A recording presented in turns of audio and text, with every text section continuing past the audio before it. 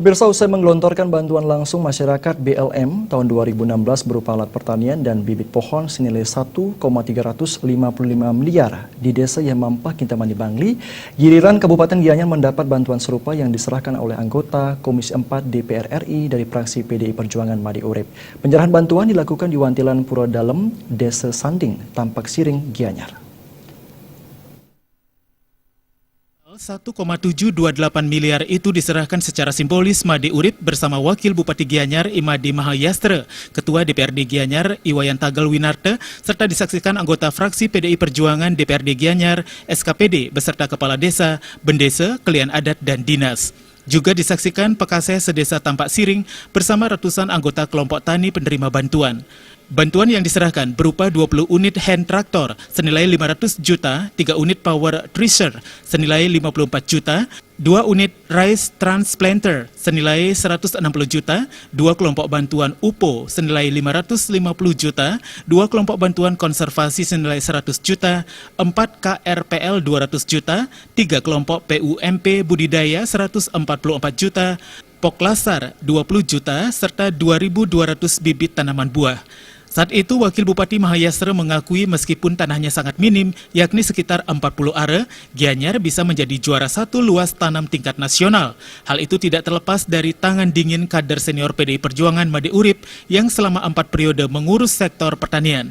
Sementara itu, Ketua KTNA Gianyar, Wayan Rio, menegaskan reses Made Urip dirangkai dengan agenda reses Ketua DPRD Gianyar bersama anggota fraksi PDI Perjuangan sesuai arahan Wakil Bupati Gianyar agar semua permasalahan pertanian bisa ditampung dan dicarikan solusinya. Sangat banyak sekali membantu para petani, baik berupa alat dan mesin pertanian, serta program-program yang lainnya yang sangat menyentuh para petani, dan kami selaku warga Gianyar, khususnya jadi KTNA, sangat terbantu sekali karena komitmen beliau dan segala usaha beliau untuk memajukan kami sebagai petani. Ketua Poktan Nilensari Iketut Swastana menyampaikan rasa terima kasih atas bantuan yang diberikan Made Urip.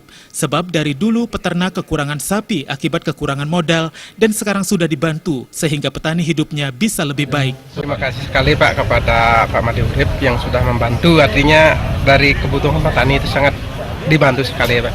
Karena dari yang dulunya peternak khususnya niki kan kekurangan sapi Pak, tidak bisa membeli sapi sendiri karena kekurangan modal Pak. Sekarang sudah dibantu sama Pak Urip, itu udah bisa, artinya untuk tahun ke depan pasti bisa berjalan lebih baik dari tahun sekarang gitu.